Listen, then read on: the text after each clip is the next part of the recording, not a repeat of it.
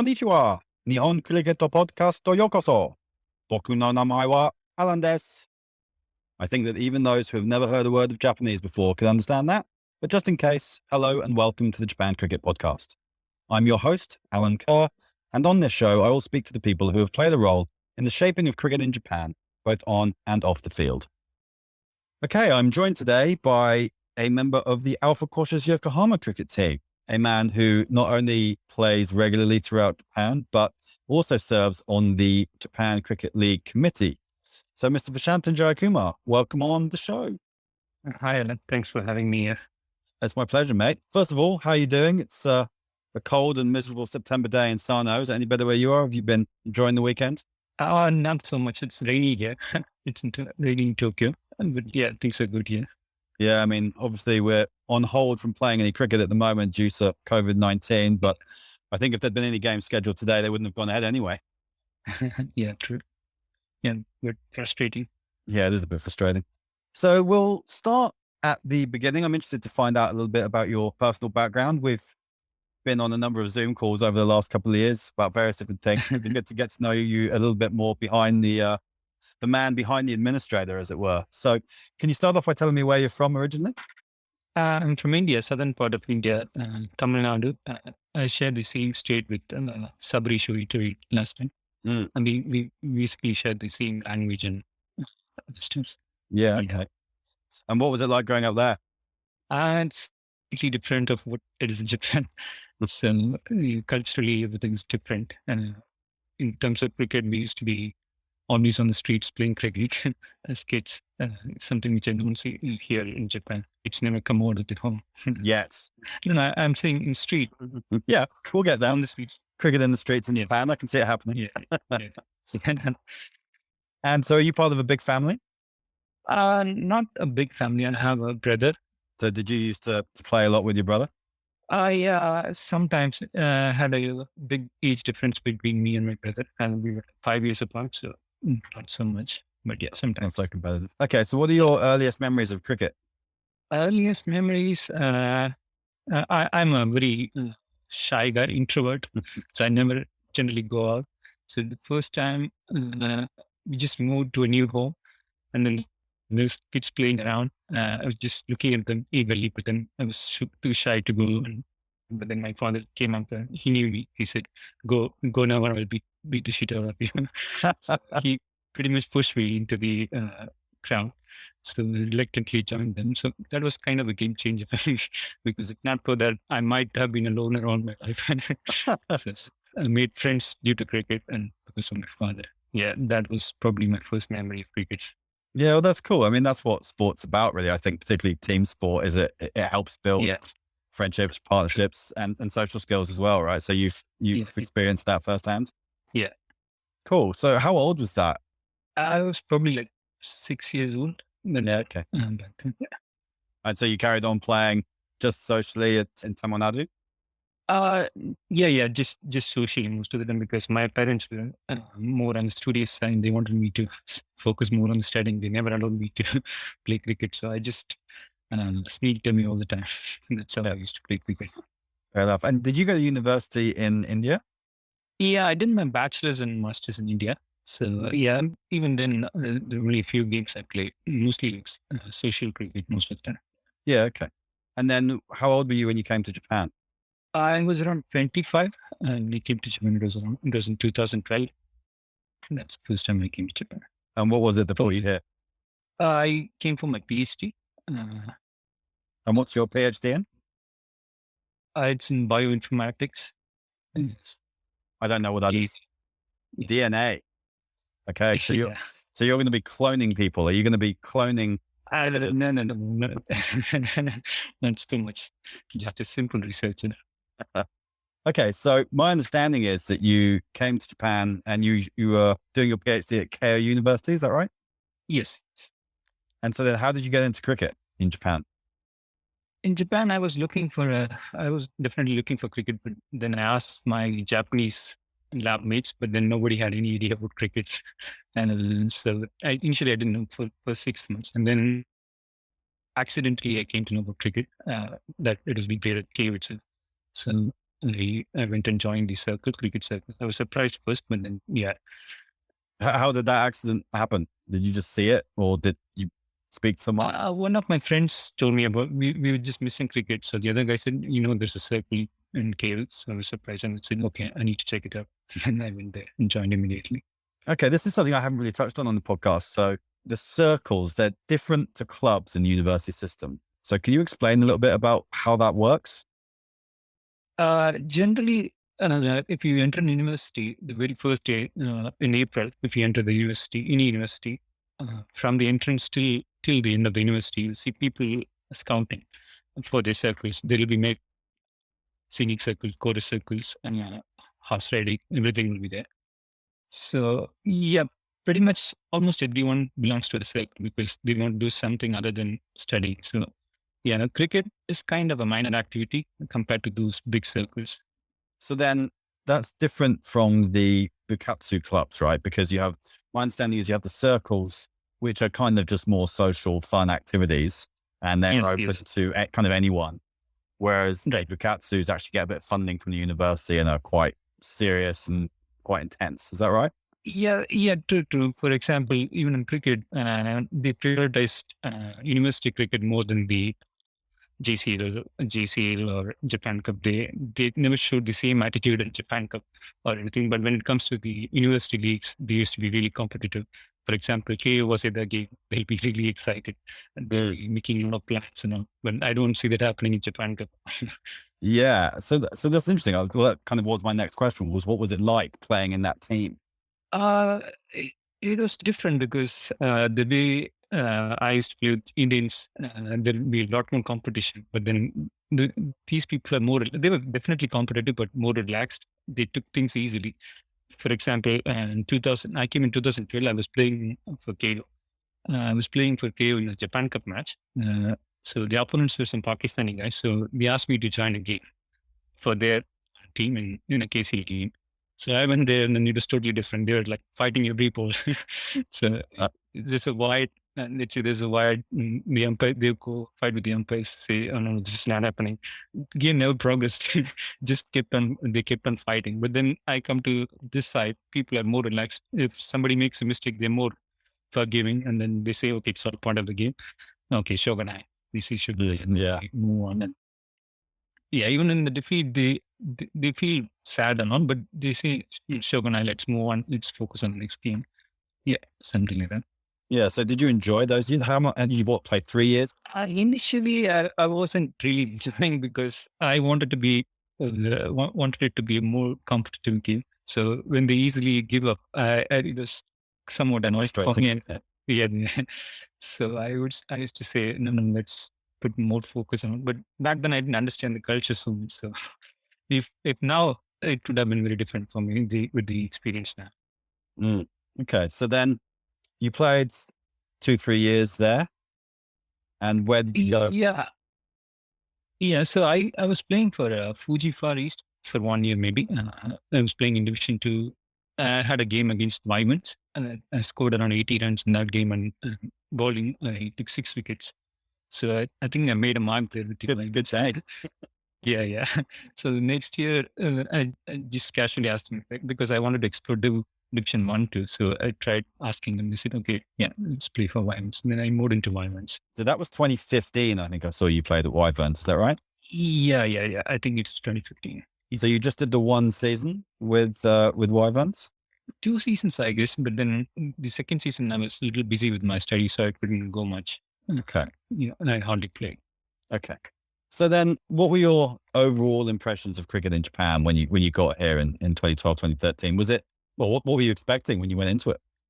Initially, I thought because when I went in, they were just recruiting players. Like I said, it was the 1st of April. So they were just scouting for people. So nobody knew about cricket yet. Yeah. All of them are first timers. And even the second years, they didn't know much about cricket. They didn't have any technique and all. So they were pretty much teaching the basics. A lot of people were from baseball background, so they all had horizontal bat. So they tried to teach them into vertical bat. So I was thinking maybe it's okay, it's not so great here. So I was thinking maybe I could smack everybody around, something like that. But then, yeah, even in the university, there were some really good players, even in the university level at that time. So And then even in my team, there were a few. Yeah, slowly I realized, okay, it's not that bad. It's comparatively competitive. And then I go into a team like Fuji Forest. There was a guy, they used to call him Junior Sam. He was one of the best Japanese batsmen I've ever seen. He had a perfect technique. And then I realized, okay, it's not that basic level here. People are. There are guys who can play. Yeah. Okay, so then how did you end up playing for AQCC? Yeah, like I said, in the beginning, I was tired of not being competitive, tired of people giving interviews. So at that time, I met Mohan in a restaurant. So he knew I was playing for, I think they were just talking about cricket, and they somehow came to know about me as well. So I was in the next table. So Mohan accidentally asked me, "Oh, you're playing cricket? Okay, why don't you join us?" And we all share this same language, so it was easy for him to communicate with me. So I just went for practice. I connected immediately. So yeah, That was complete coincidence. You're just eating in the same restaurant and Mohan just says, "Oh, completely. you're that's amazing." That's the kind of thing that you don't really expect to happen in Japan, is it? Yes. You sit on the table next to a load of guys who have a cricket team. Right. So you joined Quashers in 2017? No, a bit more, I would say, because initially they were playing KCL, so maybe 2015 or 16, maybe. Yeah. So initially they were playing KCL, then we joined. Yeah, they joined the JCL. I can't remember what year it was, but yeah, 15, 16, something like that. Yeah. So you've played in a lot of different competitions there. You would have played Japan Cup, Uni League, JCL, KCL. Yes. Did the differences in those competitions start to stand out? I mean, most people listening to this might not know a lot about the KCL. So the Kanto Cricket League was one of the early comps that existed in Japan, was based out of Edogawa. What was your experience playing in that competition? For example, in those days, if you want to come and play JCL, you have to prove yourself in KCL first. And that was kind of untold rule there. So yeah, initially every team would play in KCL that time. But then, it was totally not so organized, I would say. People get into minor fights all the time. And sometimes game wouldn't progress at all. So yeah, those kind of things. Initially, I liked the competitiveness better because it gives something to play for. But then slowly I realized, okay, no, it's not working. And then I came to it's more organized, and then gives you a peace of mind you playing that. Yeah, people definitely would prefer playing in JCA competition just for the organized tournaments. Yeah, okay. So then 2017 was a big year for the Alpha Quashers. Right. They won the Japan Cup. So what were your memories of that tournament, and particularly the finals? Oh, you mean the national finals, right? Yeah. Japan Cup national finals. Yeah. Yeah, it was huge for us because we just started out as a new club like 2 years before, and then slowly we were moving our steps away. So in 2016, we finished as runners-up in the Japan Cup national finals. So slowly we were moving ahead, and then 2017 was probably the peak for us. We were winning DC, and then once we won, we just celebrated for a long time. And those days it used to be 3-day competition in Japan national finals, so we had a barbecue and also we just it was total fun. I wouldn't forget those 3 days. It was a lot of fun. It was very memorable days. Yeah, I mean, it still would be a 3-day competition if we could actually play it. We haven't played one since 2018. Yeah, been somewhat frustrating. Yeah. But yeah, so that was obviously a big deal winning that competition. Yeah. It gave us a lot of recognition. Yeah, it certainly did. And the clubs who didn't know about us, they all knew about us. It gave a lot of recognition, definitely. Yeah. So then from that, you actually made the final the following year, which was the last time it was played. And that game has kind of gone down in Japan cricket folklore. So why don't you tell me a little bit about that game? I've got the scorecard in front of me, so I can refresh your memory if you like. I remember everything about that game. I don't even have to look at the score. I think we scored 129 or 130. You scored 130, correct? Made 130. Oh, sorry, Ceylon made 130. Ceylon made 130, and then we made the same exact score. 2 wickets for Vasanthan Jayakumar, 2 for 25. Yeah. Bowled all right. Yeah. Went to the super over. But actually before that, it was a tight finish, right? You guys were 115 for 7. Yeah, there's this guy called Dhaka. He pretty much, he hit a couple of sixes and then he got us into the line. But then and he didn't finish it up. He just got out, going for the glove. He tried to get a six rather than taking a single. So Yeah, that super over was. What are your memories of the super over? no, yeah. So again, because Dhaka performed so well, he was given the ball. He was one of our best ballers. Initially, we scored some 9 or 10, maybe. In super over. They needed 9 or 10 runs from him. He was bowling really well. First 5 balls. The last ball, instead of, he could have bowled an arm ball, but he just bowled a slower, loopy ball. And this guy, hit him for a 6. And then he got 6 of the last ball. And he hit it. And it was really heartbreaking for us coming that far. Going that close. Well, yeah, I mean, no one, I don't think, well, I can actually have a look. I don't think too many teams have won the Japan Cup 2 years in a row. Have actually defended their title. So you guys got pretty close in that one. Yeah, it was out of the tournament. Certainly, it was. And there was a good crowd watching that game as well. Yeah, right? A lot of people rooted for us. Even after the match, a lot of people came and supported us. And people we didn't even know, they were just supporting us. It was really heartwarming for us, even though we lost the match. So the Quashers are based around Tokai Chiba mainly, is that right? The kids are based in, the under 12 kids are based in Tokai Chiba. We are scattered around like in Surumi and Ojima. Surumi, that's it. So, yeah. Okay. And so how does the club plan to grow? Because I know that in the past, you guys have been involved in some of the Surumi Matsuris and stuff like that. Are you still, I guess we haven't been able to do much of that lately. Because of the COVID situations, nothing is happening nowadays. So we were really a big part of Surumi, the neighborhood. So we used to book the grounds, we used to clean the grounds, together as a community. And then we used to have festivals. We used to carry those, what do you call, I don't know. It's mikoshis. And then they do the bon odori and dancing in front of light and with all the Japanese people. So we used to wear our jerseys and then we used to do that. We promoted ourselves in that region. And in terms of development, I would say we're focusing more on the kids' junior activities now. So this year we started playing under 15 and 19. We have around 20 kids who are playing under 15 and 19. And then again, another 15 kids who are playing under 12.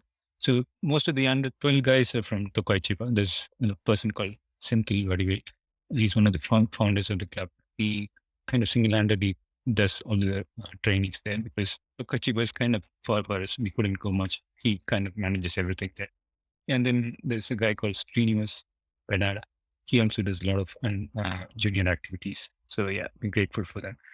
In terms of senior members, we have a regular flow of people coming from India most of the time. So, and then some people reach out to us using social media. So we're never short of members. So we run 3 different teams. So it's still fine. Yeah, only one thing is we would like more foreigners. It's predominantly an Indian club now, but we would like foreigners too. But nobody reaches out to us. So all the time we respond and the questions we get are from Indians. We like some foreigners. If anybody is listening here, we would very much like them to be part of the club too. And are you trying to recruit any Japanese members as well, particularly from the local community? Yeah, but then it's difficult to hire them. The only way you can hire them is from universities, but then the universities are kind of streamlined. So people from Keio would go into nights.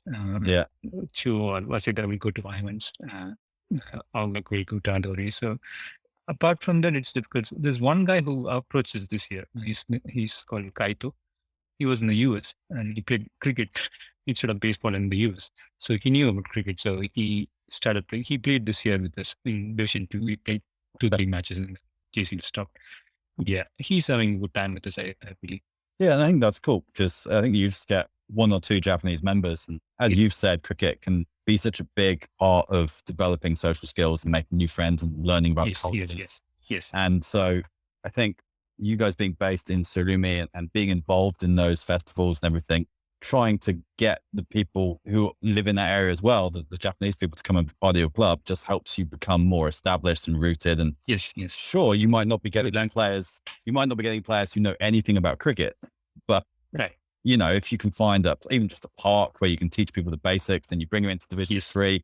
Division 3 is a pretty easy place to learn, or even Japan Cup games, or hopefully when things are back up and running. We're trying to get more and more social cricket running. So, plenty of tennis ball kind of cricket that is a quick and easy way to learn the game. So hopefully there's going to be more opportunities like that. Yeah, we tried approaching, but it's difficult. The adult Japanese, they're kind of busy. So yeah, of course, it's difficult to bring them in there. Everyone's a little bit skeptical of new things too. Yeah, true. That sounds clear. Okay, so your other part is that you're a quite busy man with the committees, as I mentioned at the beginning. You're on the JCL committee. So how long have you been part of that? I think I've been there for almost 5 years now. This is probably only 15. And can you give our listeners who might not know a little bit of an insight into what that involves? It involves some amount of work, I would say. A lot of people assume it's just nothing. I've heard complaints directly coming to me. It's like, oh, these people are getting money from GC and so they're having a good time. No, these are all voluntary work. I think everybody should know about this. It's a voluntary work and it's mostly unappreciated, I would say, because not many know about it. So a lot of work goes behind it. Recently, I think with your involvement, I think with disciplinary committee, the workload has come down a bit. But like 1 or 2 years before, the workload was really high. I was thinking of quitting, but luckily you came in and took the workload out sometime. Oh, that's good to know. Yeah. For example, once I was involved in a disciplinary issue and then from morning till evening, I wasn't working. I was only doing the GC stuff because emails were running across from there are many players involved in one single game. So like 5 players were involved in that situation. So I had to send mails across and then they would immediately send me a complaint and then I had to reply back. So yeah, and end of the day, I was like, oh, it's already 6 o'clock now. Data. Sometimes it's hard work sometimes, but recently because of the COVID, not many matches are happening. So yeah, this year has been a little easy, I would say, in terms of workload. Yeah, and I think you have introduced a lot of systems now, so some works are now getting off. So yeah, I'm thankful for. Yeah, but I think that the committee, so it's a 3-person committee, right? Along with the admin person. So sort of 3.5, if you like. But yeah, I think it's important to talk about the structure of that in terms of who does what. So tell me about the other guys on the committee and how the roles are divided up. So Kudo is the chairman. So he kind of does the hardest work, I would say, because most of the time he's the one who receives the complaints and he has to respond to them. And he used to be the one who used to look for umpires. So now you're there and you introduced an umpiring system, but like 2 years before, he was having a really hard time. He used to reach out to people all the time. Can you umpire this match? Can you please? And sometimes he wouldn't get a response. And then the teams would be asking him immediately, what's happening? Why are you not doing your job? And it was a lot of hard work for him. And I would say he probably has the hardest job there because he directly communicates as the chairman. I took care of reports and then I used to take care of disciplinary issues too. Reports as in every team has to write a report about how the match went, umpires as well as the captain. So we look for complaints and then any issues or that we try to restrain those issues. So I forward all these issues. And for example, if there's a disciplinary issue, I would forward it to you and then you can take it into the disciplinary committee, something like that. As for admin, if there is Manoj from Tigers, he's the one who does admin rules. So if there's anything wrong with the system, in administrative level, for example, we used to do cricket before. Now it's cricket club. So if there's a scorecard error or anything in terms of like that, he used to try to solve them. And then we have an admin assistant who Hero. He also does a lot of work.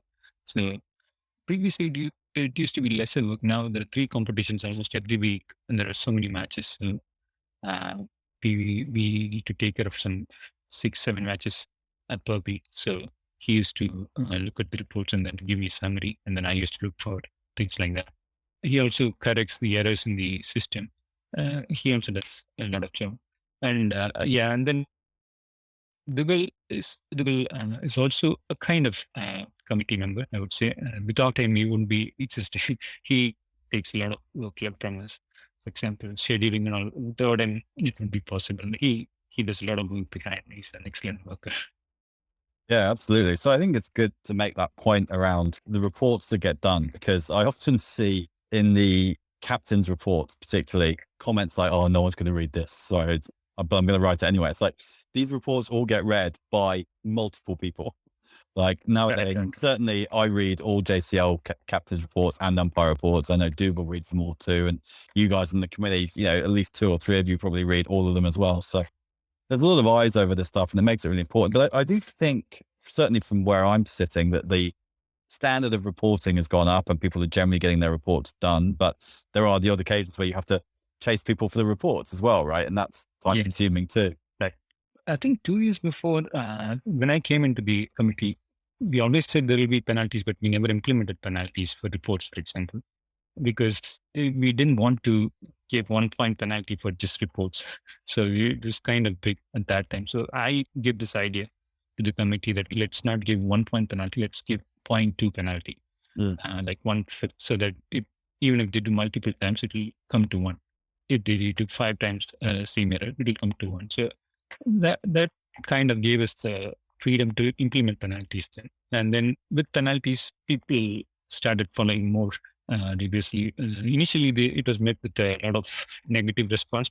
Some teams were really disorganized. They used to get like 2-3 points they used to get sometimes.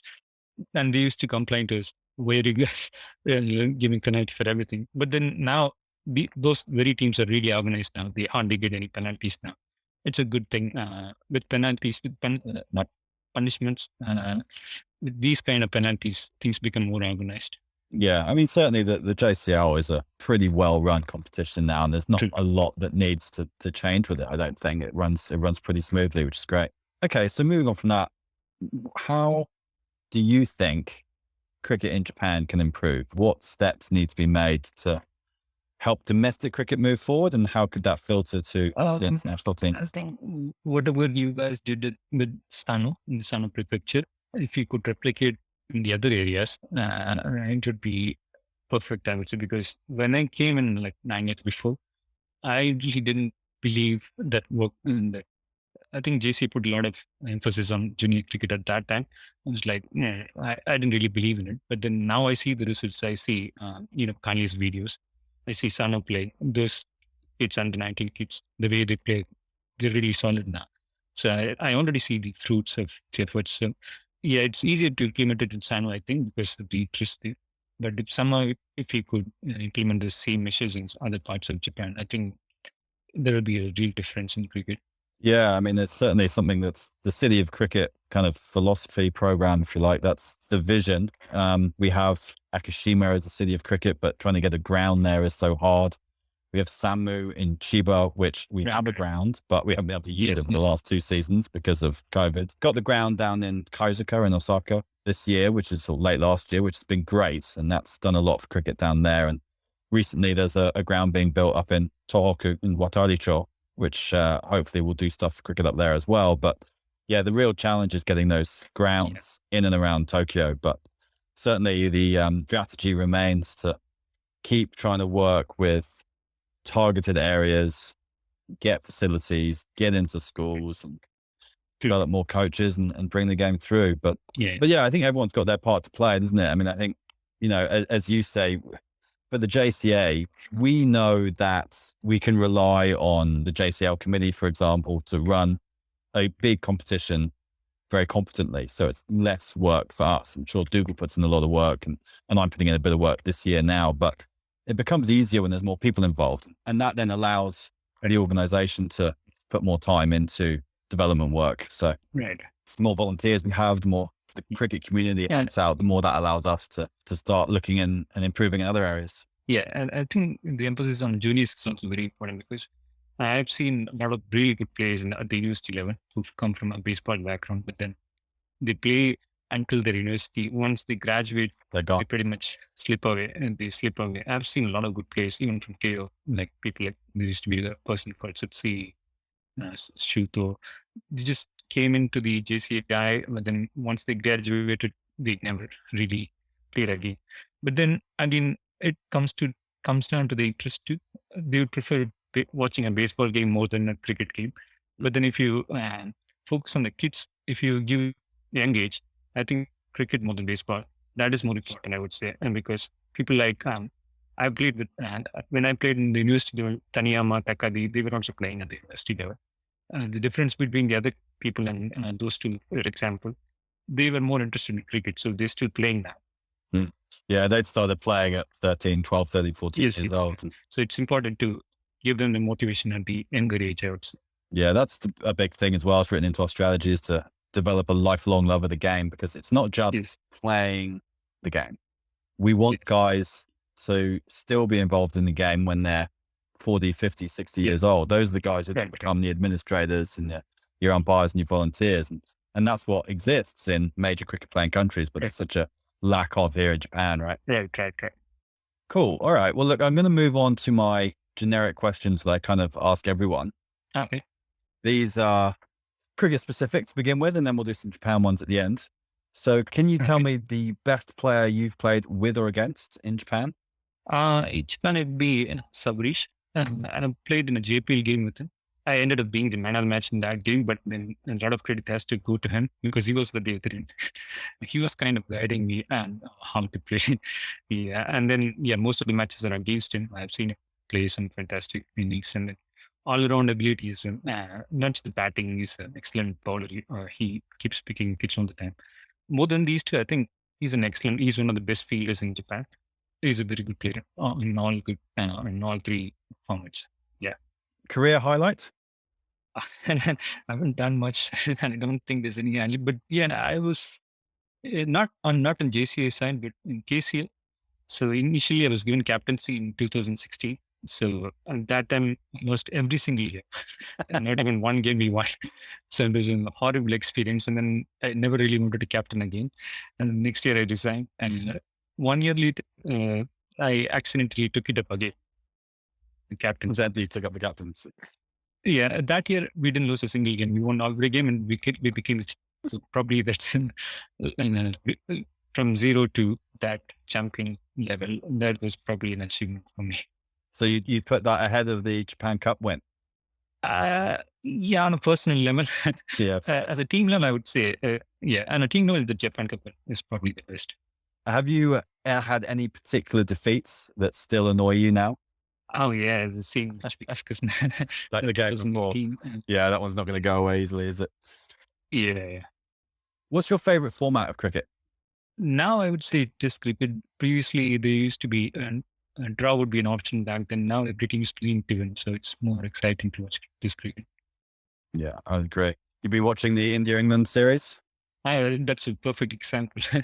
It's a really good series. Yeah, I should say to everyone that whilst we're doing this interview, it's currently India are 50 odd runs behind in the fourth test. Yeah. Going into day 3. Series poised at 1. Exciting stuff. Okay, who's your favorite teammate or best friend in cricket? Our favorite teammate would be Nanda Kumar. You know him. I know, the smiling assassin. Yeah. So it gives some comfort. I mean, we have a very good understanding. So I like playing with him. I haven't seen him a lot recently, and I saw he's been playing a bit of Division 2 stuff. But he just got a kid recently. That'll be it. And because of the COVID again, he didn't want to risk anything. Yeah. So he stayed away mostly. What's the best place you've ever watched cricket? Did you ever go and watch many games in India or anywhere else in the world? In India, I was mostly in the rural areas, but while working, I used to be in Bangalore. So I used to watch some IPL games. That's the only stadium I've been to. So probably that. And can you name one innings or bowling performance played by someone else that you wish you could have played yourself? That's one. Maybe the way Nanda bowled against Max, he got them all out for 60 or something. He got all the top wickets there. That's one performance which anybody could envy. Yeah, nice. Okay, I've got some Japan-specific questions. These are pretty quick and easy. What's your favorite thing about Japan? A favorite thing, I think the discipline and the cleanliness all around Japan. Even the people would say this place is dirty, but even that falls in the cleaner side for me. Yeah, I definitely agree with that. Can you name one place that any visitor to Japan must go and visit? I think if you're asking, everybody will be seeing places based on scenery and stuff like that. But I think food is also a major part of travel. So anywhere you go, I think food has to be good for. In that sense, I would say Fukuoka is very good. They are really good fresh food, especially if you go to the izakayas. Some awesome food you'll get there. Fukuoka's the place. Well, that links straight into my next question, which what is your favorite food? Favorite food in Japan would be yakitori, especially sukune. I'm the yakitori in ages.